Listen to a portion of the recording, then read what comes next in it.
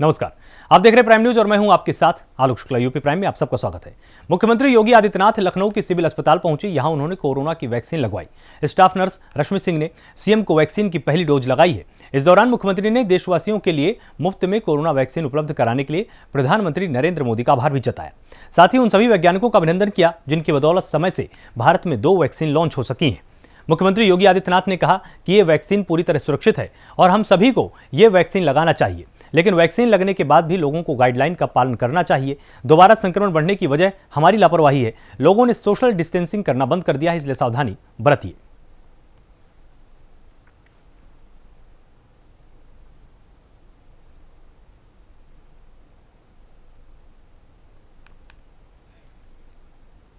आज मैंने भी कोरोना महामारी के खिलाफ चल रही देश की इस लड़ाई में देश के और दुनिया के लोगों को बचाने के लिए भारत ने जो 2 स्वदेशी वैक्सीन लॉन्च की हैं, उसमें मैंने भी आज वैक्सीन ली है। देशवासियों को कोरोना वैक्सीन मुफ्त में उपलब्ध कराने के लिए आदरणीय प्रधानमंत्री जी का आभार।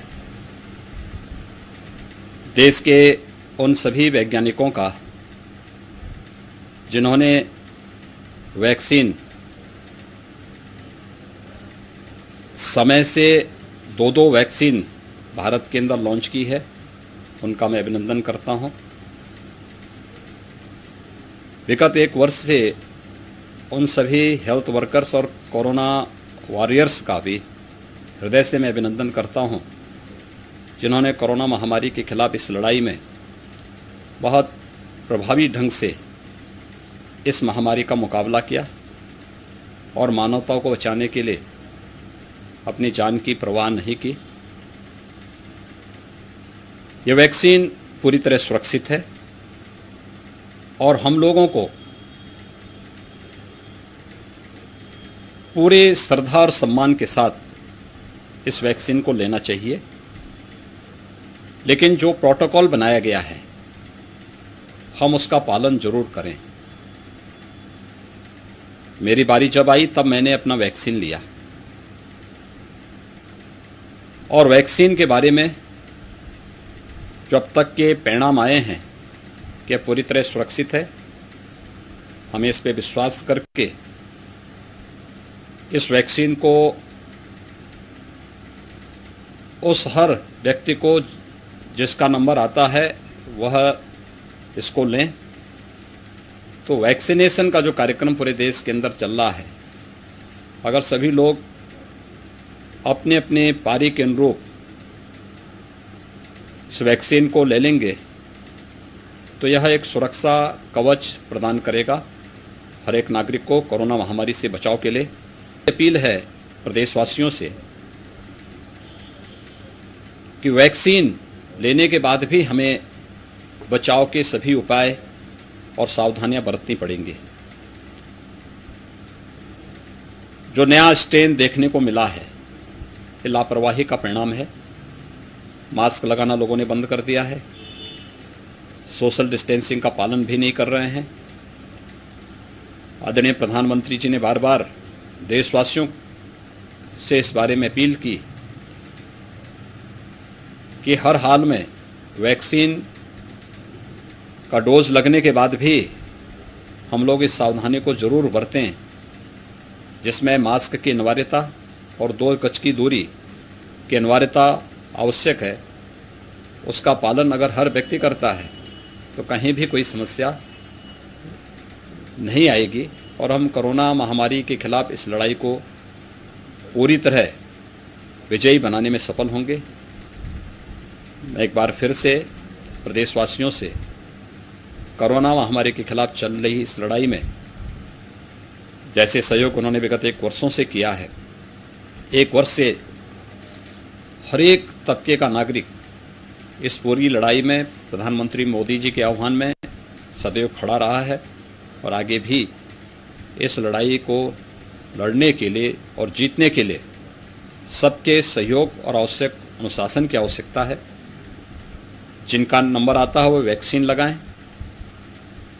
जिनका भी नंबर नहीं आया है, क्योंकि 45 वर्ष से ऊपर के हर एक व्यक्ति को 1 अप्रैल से वैक्सीन लगना प्रारंभ हो चुका है, तो वे अपनी बारी का इंतजार भी करें।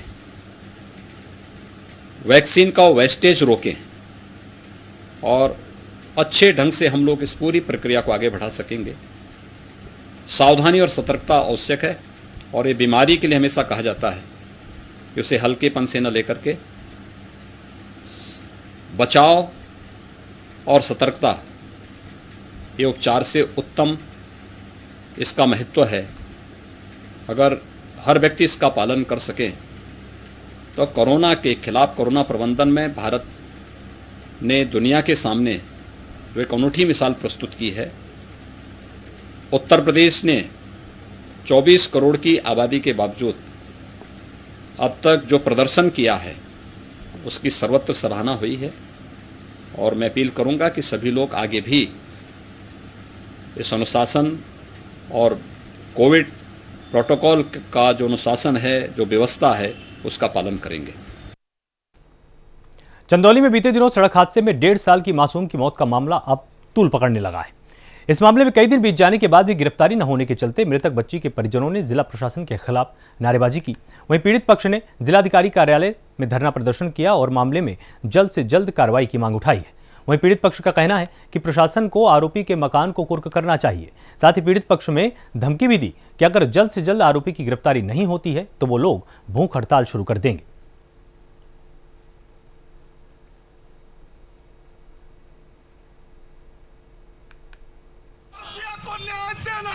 हमारा है कि बीते 26 तारीख को एक मनबड़ किस्म का नौजवान, जो इसका उम्र 14 वर्ष है और ज़रूरत से ज़्यादा मनबड़ है, एक 1.5 साल की बच्ची को कार स्टैंड के चलते अपने पहियों के नीचे दबा देता है। इसके पहले लगातार 2 साल से उसके परिवार से ये शिकायत की जाती है। स्थानीय लोगों ने शिकायत किया तो उसका बाप जो है बिजली विभाग में दीपक सिंह असिस्टेंट है और उसके पास लाइसेंसी पिस्टल भी है। जब उसको उस समय घटना हुई वहाँ पर पुलिस भी मौजूद थी। पुलिस के मौजूदगी में उस अपराधी को भगाया गया। आज 11 दिन हो गया, आश्वासन पर आश्वासन। उससे बड़ा अधिकारी के पास ये वो भी आश्वासन, उससे बड़ा अधिकारी का चाहिए वो भी आश्वासन। और हद तो तब हुआ जब उस अपराधी के दलाल उस परिवार को जाकर चमकाने और धमकाने का काम कर रहे हैं। आखिर ये कब तक होगा? बच्ची को न्याय के बजाय उस परिवार को चमकाया और धमकाया जा रहा है। हम बच्ची के न्याय के लिए आए हैं। हमारा सिंपल सा सवाल है कि उस अपराधी को गिरफ्तार किया जाए। यूपी में होने वाले पंचायत चुनाव में पहले चरण का मतदान रामपुर में होना है। वहीं वोटिंग से पहले जिले में पुलिस एक्टिव मोड में नजर आ रही है। इसी के तहत पुलिस ने छापेमारी शुरू कर दी है। इस बीच पुलिस के हाथ बड़ी कामयाबी भी लगी है। पुलिस ने इलाके में चल रही अवैध हथियारों की एक फैक्ट्री का भांडाफोड़ किया है। वहीं मौके से पुलिस को हथियार मिले हैं और हथियार बनाने का सामान भी मिला है। साथ ही एक शख्स को भी पुलिस ने मौके से गिरफ्तार किया है।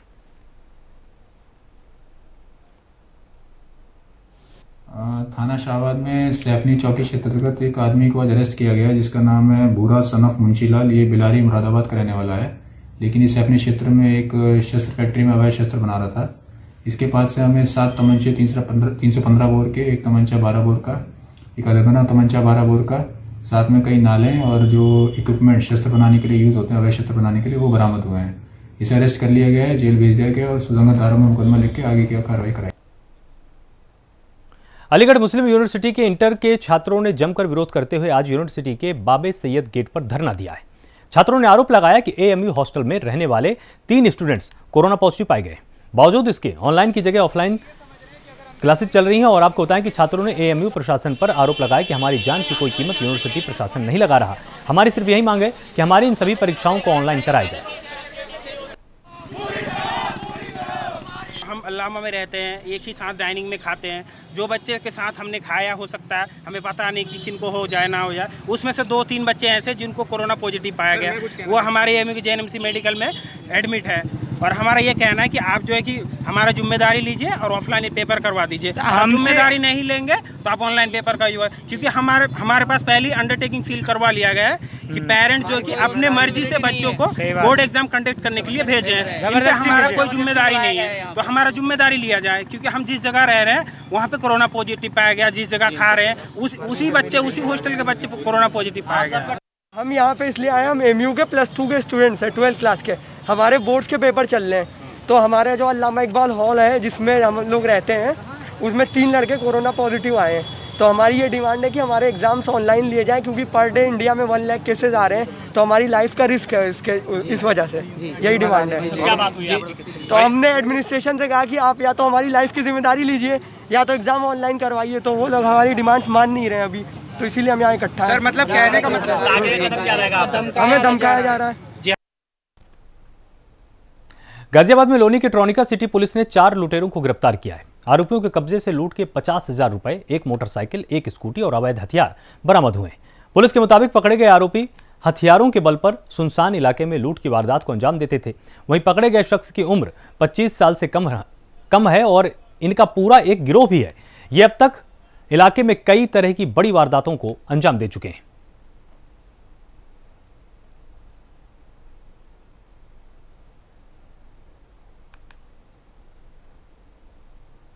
वो लूट की घटनाएं पारित हुई थी। इसमें एक लूट में स्कूटी लूटी गई थी, दूसरे में मोटरसाइकिल है स्प्लेंडर, वो लूटी गई थी।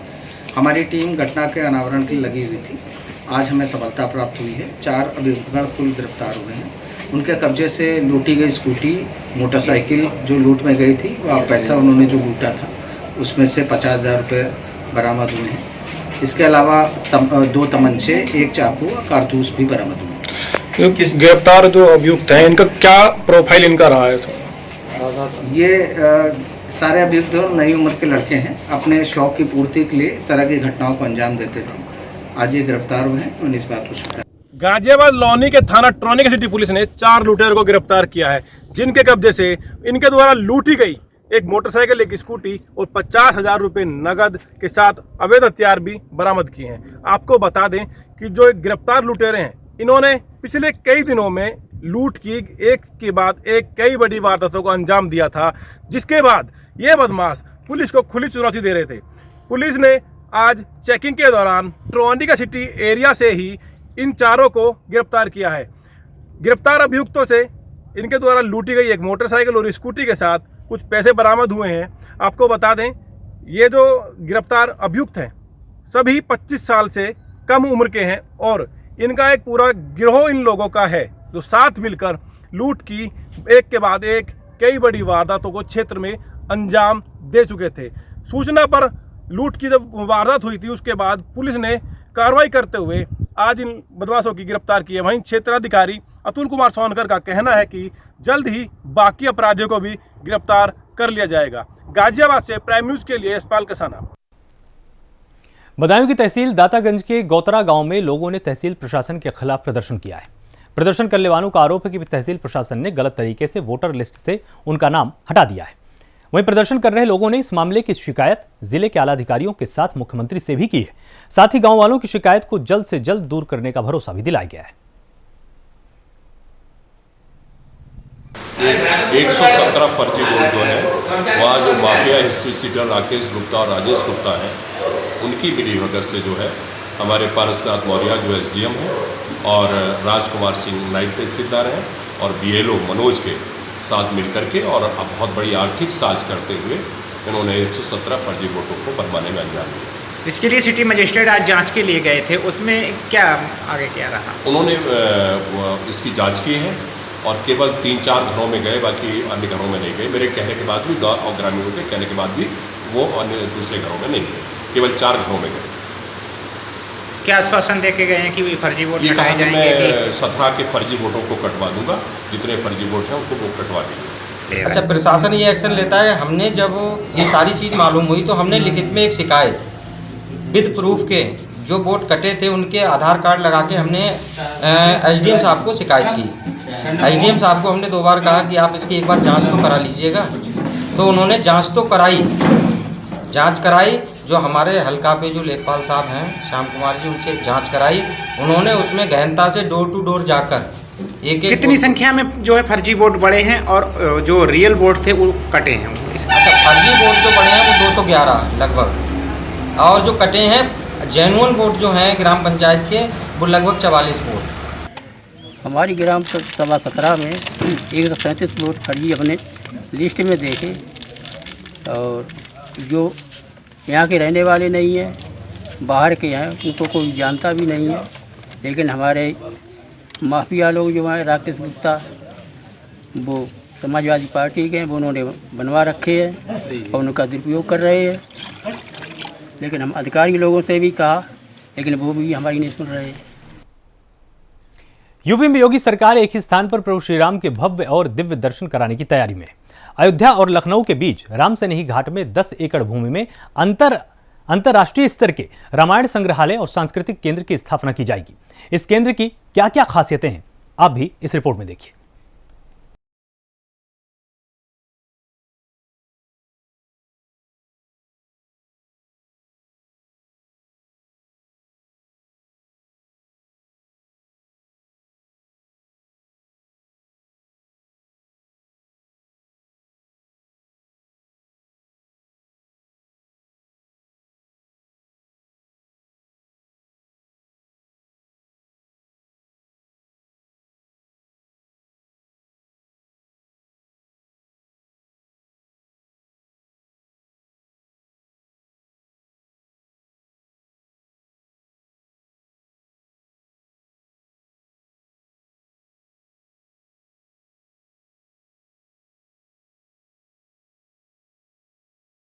रामायण सेंटर के रूप में इसका एक विकास हम लोग करने जा रहे हैं, जिसमें जो अयोध्या शोध संस्थान द्वारा आज तक जो 20 साल में जो शोध कार्य हुए, अभी इंसाइक्लोपीडिया का विमोचन हुआ है, जिसमें माननीय मुख्यमंत्री जी ने बड़े तार्किक रूप से और सशक्त रूप में यह व्यक्त किया कि जितनी भी संस्कृतियां हैं, सबसे प्राचीन संस्कृति पूरी दुनिया में हमारे रामायण की संस्कृति हमें मिलती है। और उस संस्कृति में उन्होंने बड़ी बात कही कि हमें साक्ष्य नहीं दिखाना है, हमें एविडेंस दिखाना है, हमें एग्जिस्टेंस दिखाना है कि कहाँ कहाँ हमारी रामायण की संस्कृति एग्जिस्ट कर रही थी, न कि हम साक्ष्य के रूप में कहें कि ये है। 100 साल की जरूरतों को ध्यान रखकर संग्रहालय का निर्माण होगा, जिसमें देश, प्रदेश और विदेश से आने वाले श्रद्धालुओं और पर्यटकों को रुकने की पूरी व्यवस्था की जाएगी। इसके अलावा श्री राम को समर्पित इस प्रोजेक्ट में किसी तरह की कमी न रह जाए, इसका भी पूरा ध्यान रखा जाएगा। प्रोजेक्ट के वर्ल्ड क्लास का काम किया जाएगा। IIT खड़गपुर में आर्किटेक्ट डिपार्टमेंट है, जिसके अध्यक्ष हैं जय सेन जी, जिन्होंने अभी इंसाइक्लोपीडिया ऑफ रामायण ने भी उन्होंने हमारी IIT की तरफ से ही उसका प्रकाशन हुआ था। तो जय सेन सर को ये पूरा उसका डायमेंशन भूमि का दिया जा चुका है और वो उस पर बना रहे हैं। IIT से चूंकि बनेगा तो इसमें थोड़ा 3-4 महीने का समय लगेगा। इसके बाद फंडिंग कोई बहुत बड़ी समस्या नहीं होगी, क्योंकि अगर हम इसकी पार्किंग की व्यवस्था, इसके मंच की व्यवस्था, इसके वर्चुअल म्यूजियम की, तो ये हम अलग अलग खंडों में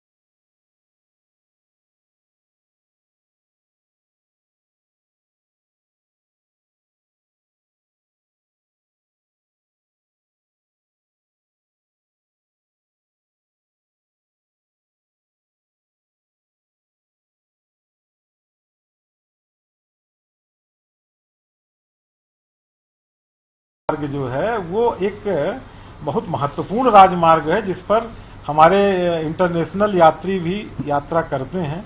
तो एक ऐसा सेंटर बनेगा जिसमें वहाँ पर लोग रुकें, साथ में साथ कानपुर लखनऊ के लोग भी समय पर वीकेंड में जाएं वहाँ देखें, क्योंकि हम उसमें तकनीकी का जो प्रयोग कर रहे हैं 7D, आपने 4D तक सुना होगा, 7D तकनीक से रामायण दिखाए जाने की वहाँ व्यवस्था की जा रही है। तो ये कुछ नहीं, एक घंटे का रास्ता है यहाँ से। आज कुछ समय बाद मेट्रो चलेगी, कुछ समय बाद और भी जब वायु मार्ग से जब चलेंगे तो यात्रियों की कमी नहीं होगी। और ये एक बार बनने के बाद जो इसका प्रस्ताव है कि ये उसी से अपने पैसे से ये संचालित किया जाएगा। जाहिर है श्री राम की सेवा में समर्पित योगी सरकार की तरफ बनाया जाने वाला संग्रहालय न सिर्फ संस्कृति बल्कि पर्यटन के लिए भी काफी खास होने वाला है। तो साथ ही इस राम संग्रहालय में मर्यादा पुरुषोत्तम श्री राम के जीवन से जुड़े हर किस्से को देखा जा सकेगा। अयोध्या में मर्यादा पुरुषोत्तम श्री राम का भव्य मंदिर बन रहा है। वहीं दूसरी तरफ उत्तर प्रदेश के संस्कृति विभाग द्वारा लखनऊ व अयोध्या के बीच में एक राम संग्रहालय बनाया जा रहा है। इस संग्रहालय की विशेषता ये होगी जो राम से जुड़ी हुई सारी चीजें इस संग्रहालय में मौजूद होंगी। कैमरा पर्सन सौरभ के साथ Ankit Srivastava, Prime News Lucknow. UP Prime में फिलहाल इतना ही। आप लगातार जुड़े रहिए प्राइम न्यूज के साथ। नमस्कार।